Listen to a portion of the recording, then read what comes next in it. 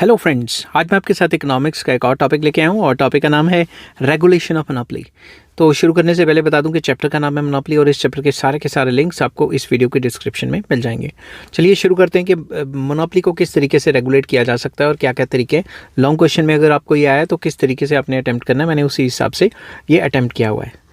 With the objective of reducing the welfare loss, several policies have been suggested for regulating monopolies. Monopolies जितना भी welfare loss करती हैं, उस welfare loss को कम करने के लिए काफ़ी ज़्यादा तरीके suggest किए गए हैं। इकोनॉमिस्ट ने कई तरीके दिए हैं। इकोनॉमिस्ट जो हैं, these policies measures fall under 4 categories. These policy measures जितने भी हैं वो 4 categories के अंडर आते हैं। पहला है प्राइस रेगुलेशन, दूसरा है लमसम टैक्स लगा दो, तीसरा है स्पेसिफिक या पर यूनिट टैक्स लगा दो और चौथा है एंटी मोनोपोली लॉज बना दो ताकि वो अपनी मोनोपोली पावर को गलत इस्तेमाल ना कर पाए। तो फर्स्ट पॉइंट आ जाता है प्राइस रेगुलेशन, कि प्राइस को कंट्रोल करने की कोशिश करे सरकार। Since monopoly price causes welfare loss to the society, sometimes the government follow a policy of price regulation, क्योंकि मोनोपोली प्राइस जो है वो वेलफेयर लॉस कर देता है कंज्यूमर्स के लिए। तो कभी कभी क्या होता है, सरकार प्राइस को कंट्रोल करने की कोशिश करती है। However, the impact of price regulation on welfare loss is not the same in all cases. सारे केसेस में जो वेलफेयर लॉस है उसके ऊपर वही सेम असर नहीं पड़ेगा। It depends largely on whether the regulated price is fixed at the competitive level, above the competitive level और बिलो द कॉम्पिटिटिव लेवल।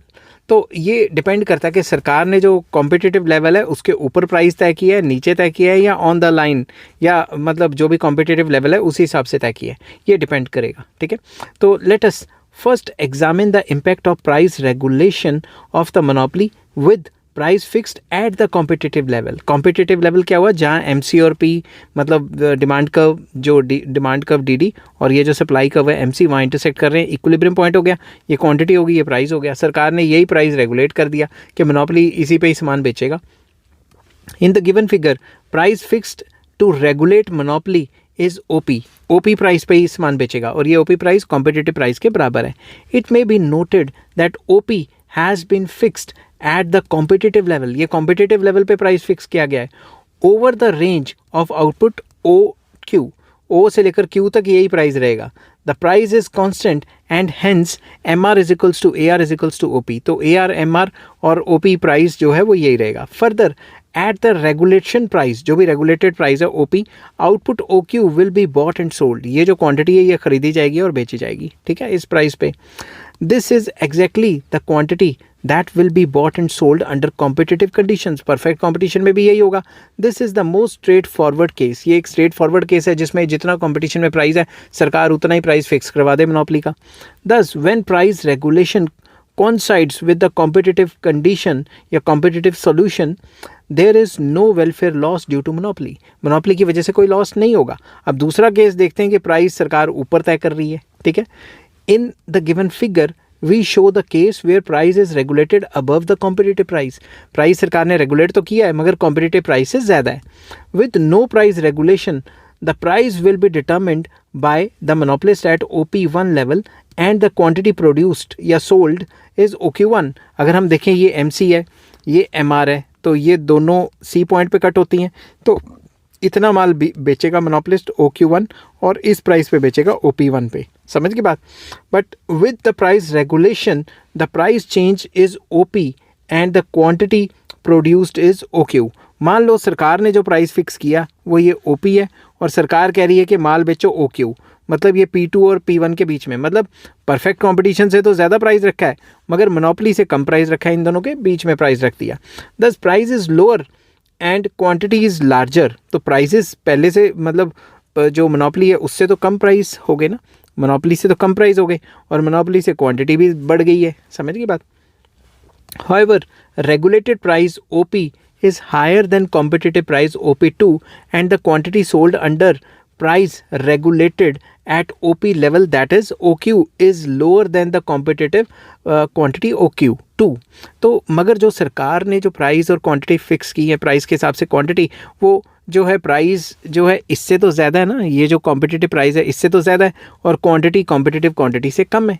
ठीक है, तो इस केस में क्या होगा, the welfare cost of unregulated monopoly is ACD। अगर unregulated monopoly कर लेते तो ये जो है ACD, ये जो ट्राइंगल है ये वाला ट्राइंगल, ये इसका वेलफेयर लॉस होता, समझ गए बात, इतना ज़्यादा डेड वेट लॉस हो जाता।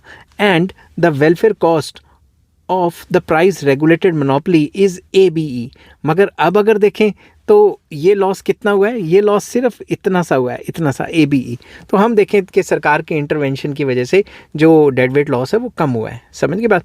तो इसी चीज़ को यहाँ एक्सप्लेन करने की कोशिश की है कि सरकार ने इंटरवीन किया, मोनोपोली से तो कम कर दिया प्राइस, परफेक्ट कॉम्पिटिशन से ज़्यादा कर दिया, तो जो वेलफेयर लॉस होना था, डेड वेट लॉस होना था, वो पहले से कम हुआ है।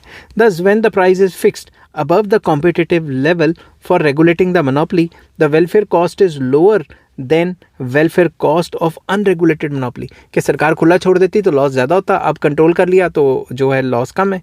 अब तीसरा केस करते हैं।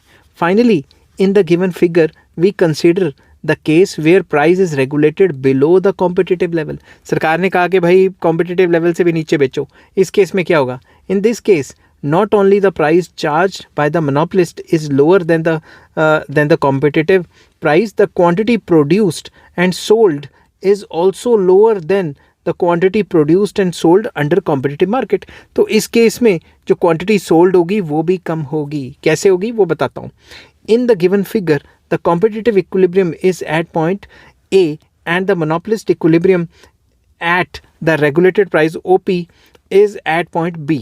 अगर आप देखोगे सरकार ने ये प्राइस फिक्स कर दिया और कॉस्टिंग ये है, तो वो अपनी कॉस्टिंग के हिसाब से सामान बनाएगा, तो वो कितना माल बनाएगा? OQ।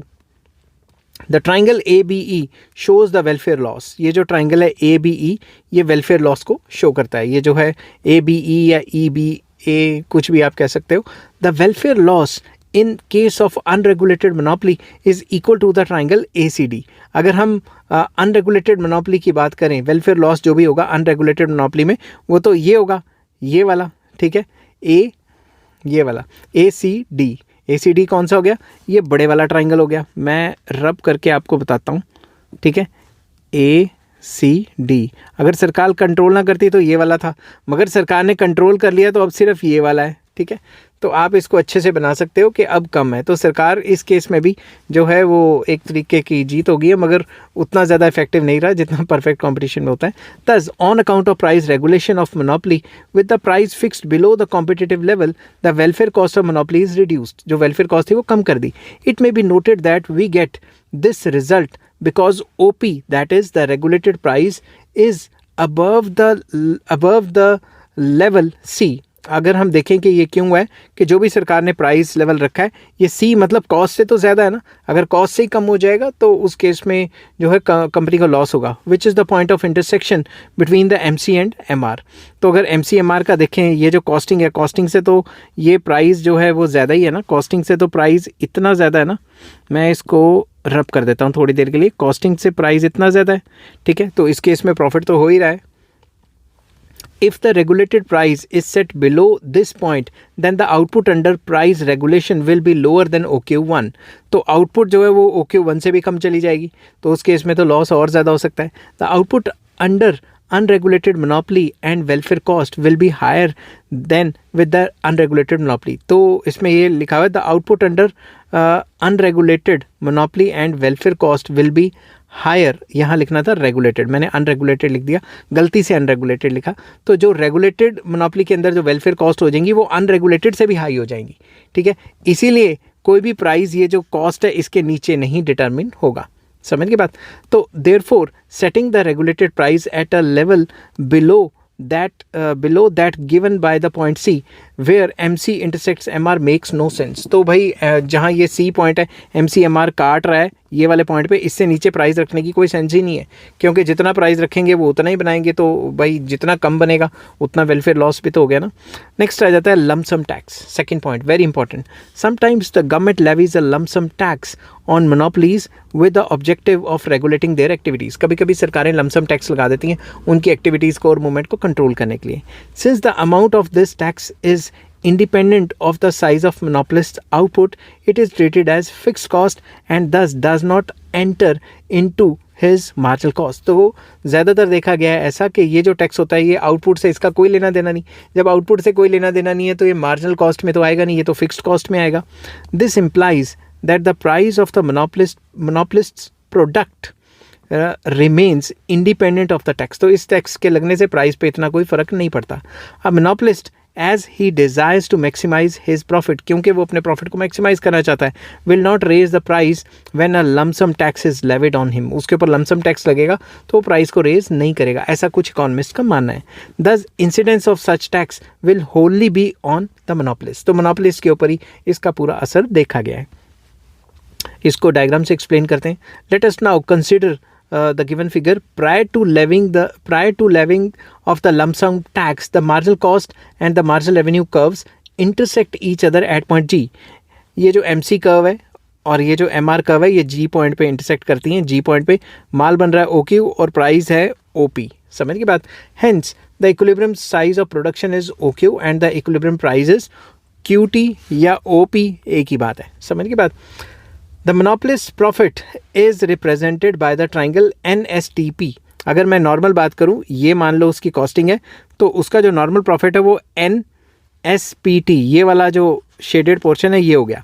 मगर अगर सरकार ने टैक्स लगा दिया तो ये कॉस्ट जो है वो थोड़ी ऊपर चली जाएगी, और ऊपर जाएगी तो इक्विलिब्रियम के सामने अब उसका प्रॉफिट कितना रह जाएगा, अब उसका प्रॉफिट इतना रह जाएगा। ये बताने की कोशिश की है इस डायग्राम में, ठीक है। तो when the government levies a lump sum tax, the firm's average cost curve AC1 bounces up and is indicated by AC2. AC1 curve है जो ऊपर शिफ्ट हो जाएगी AC2 पे। अब अगर हम इसको देखें इक्विलिब्रियम के सामने, ये कहाँ इंटरसेक्ट कर रही है, इक्विलिब्रियम के सामने ये इंटरसेक्ट कर रही है R पॉइंट पे, ठीक है।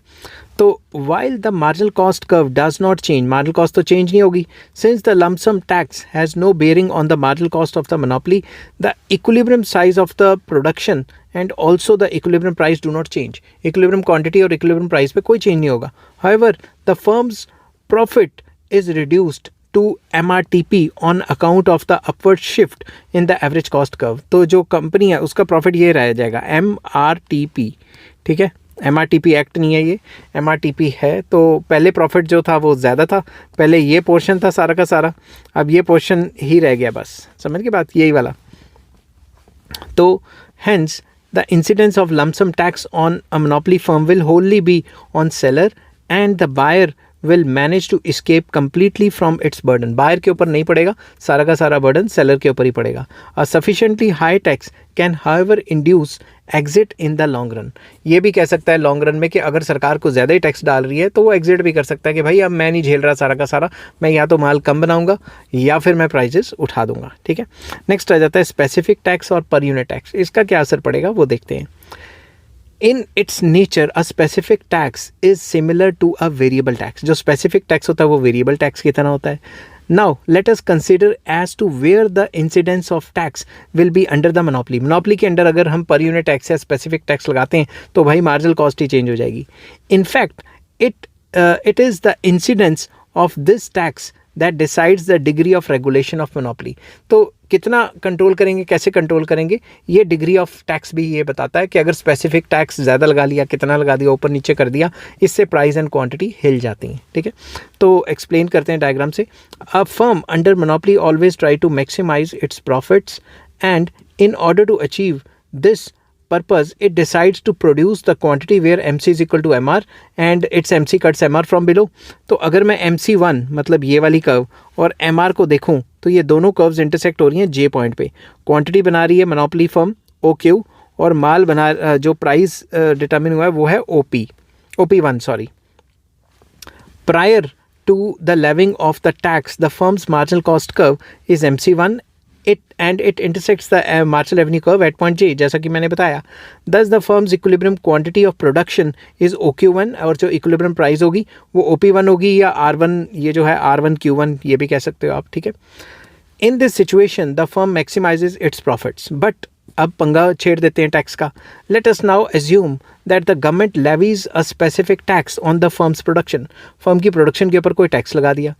The amount of tax is measured by the vertical distance of MC2 and MC1 कि कितना टैक्स लगाया है वो MC1 और MC2 के ऊपर जो वर्टिकल डिस्टेंस है उससे पता लगेगा। तो ये वर्टिकल डिस्टेंस MC1 और MC2 का ये वाला, समझ के बाद जो इनमें वर्टिकल गैप है, ठीक है। तो हुआ क्या, which is equal to JK। अगर हम इसको देखें तो ये जो वर्टिकल डिस्टेंस है दोनों के बीच में वो है JK। मैं इस कर्व को थोड़ा सा नीचे कर देता हूँ, ये वाला पॉइंट, ये जो है ये वाला पॉइंट है JK, K पॉइंट, ठीक है, ये थोड़ा सा इधर से निकल रही है JK। तो अगर हम देखें कि दोनों के बीच में ये वाला जो गैप है JK, ये है टैक्स का अमाउंट, ठीक है, और इसके बढ़ने से अब जो नई कर्व बनी है, ध्यान से देखना, ये MC कर्व बन गई। अब यही MC MR को कहाँ काट रही है? L पॉइंट पे, L पॉइंट पे काट रही है। अब क्वांटिटी भी कम बन रही है और प्राइस भी पहले से ज़्यादा जा रहा है, समझ रहे हो बात? तो अब इसको देखते हैं। As a result of the levying of this tax, the firm's marginal cost shift upward to MC2. MC2 पे shift हो गई. The imposition of the tax has no bearing on the revenue curves. Revenue curves पे कोई फर्क नहीं पड़ा, and therefore both average revenue and marginal revenue curves जो है unchanged रहेंगी. After the levying of tax, MC2 curve intersects MR curve at point L. तो अगर हम देखें तो ये MC2 और ये जो MC2 कर्व है ये MR कर्व पे L पॉइंट पे काट रही है। OQ2 इक्विलिब्रियम क्वांटिटी होगी और OQ2 इक्विलिब्रियम क्वांटिटी होगी, OP2 इक्विलिब्रियम प्राइस हो गया, उस चीज़ को लिखा हुआ है। Which implies that the new equilibrium production is OQ2, the new equilibrium price is always higher than the pre tax equilibrium price, जो है वो उससे ज़्यादा है OP2, ठीक है। However the increase in the price as a result of the imposition of tax is less than the amount of tax. तो tax कितना लगाया था, ध्यान से देखो, अब यही मेन बात है यहाँ पे। टैक्स जो है वो जो गैप है JK, टैक्स कितना लगाया? टैक्स लगाया भाई KJ या JK, जो भी आप इसको कहो, मगर ये जो गैप है प्राइस तो इससे कम बढ़ा है, प्राइस तो सिर्फ इतना सा बढ़ा है P1 P2, तो जो प्राइस बढ़ा है वो इतना नहीं बढ़ा, जो टैक्स लगाया है वो ज़्यादा लगा दिया है, समझ की बात। तो इसमें हम करेंगे, it may be noted that the increase in price due to levying of tax is equal to P1 P2 while the per unit tax is JK. It can be easily observed that P1 P2 is less than JK, which means that the monopolist has not been able to shift the total burden of the tax to the consumers. जो भी उसके ऊपर लगा tax वो सारा का सारा shift नहीं कर पाया। To what extent the monopolist will manage to shift the burden of the per unit tax to the buyer will depend upon elasticity of his supply and buyer's elasticity of demand for the product. कि product की elasticity of demand और elasticity of supply क्या है उसके ऊपर depend करता है। अगर वो कॉस्टिंग बढ़ा लेता है यहाँ पे, वैसे मैंने कॉस्टिंग की बात नहीं की, अगर मैं चाहता तो यहाँ कॉस्टिंग की बात करके ये थोड़ा बहुत खींच देता क्वेश्चन, मैंने कॉस्टिंग की बात नहीं की। कॉस्टिंग की बात करके आप कंपेयर कर सकते हो कि इसमें और उसमें, मतलब जो पिछला मैंने आपको बताया था ये वाला जो मैंने बताया था कि भाई लमसम टैक्स और पर यूनिट टैक्स में क्या फ़र्क है, आप उसको ऐड करके और ज़्यादा खींचातानी कर सकते हो, बट मुझे लगता है कि वो क्वेश्चन काफ़ी ज़्यादा लंबा हो जाएगा, ठीक है, इसलिए मैंने उसको रिमूव कर दिया।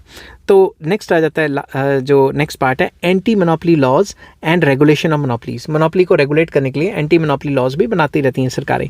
Generally in discussion on the welfare cost of the monopoly, only the inefficiency aspect are taken into account. सिर्फ inefficiency aspect ही हम ज़्यादातर लेते हैं। However, we consider income distribution consequence of monopoly as well because many people think that they are detrimental to the idea of equity. तो कई लोगों को ये पता है कि भाई मोनोपोली जो है जहाँ पे आ गई, इनइक्वालिटीज़ फैल गई, तो इक्वालिटी के जो है वो इक्वालिटी जो है ख़त्म होती रहेगी, इक्वालिटी को डेट्रीमेंटल कर देगी, ठीक है। Thus both on grounds of efficiency and equity, legislative measures have been followed in the number of countries. कई countries में एंटी मोनोपोली लॉज बनाए हुए हैं क्योंकि इक्विटी और एफिशिएंसी दोनों को मतलब कम करती है। The purpose of anti monopoly laws is to promote competition and thereby ensure, क्या क्या इंश्योर करना है? First, optimal allocation of society's resources across markets and the minimization of cost within each market. हर एक मार्केट में Fuller utilisation करनी है society की resources की, और जो क्या कहते हैं कॉस्ट को मिनिमाइज करना है। Second part, maximisation of dynamic efficiency by promoting a high rate of technological progress and by pressurising या pressuring the firms to innovate, मतलब परसुएट करना है फर्म्स को कि वो इनोवेट करें और अपनी एफिशिएंसी को बढ़ाएं। थर्ड पॉइंट आ जाता है इसमें promotion of equity bye eliminating the income inequalities generated by the monopoly profits and restraints that limit economic opportunity. तो बेसिकली इसमें ये बताया गया है कि भाई प्रमोशन करना इक्वालिटी को, ताकि जो इनइक्वालिटीज़ फैली हुई हैं वो इनइक्वालिटीज़ ना फैली रहें, ठीक है। इनइक्वालिटीज़ होंगी तो फिर तो जो समाज है वही डामाडोल हो जाएगा, समझ की बात।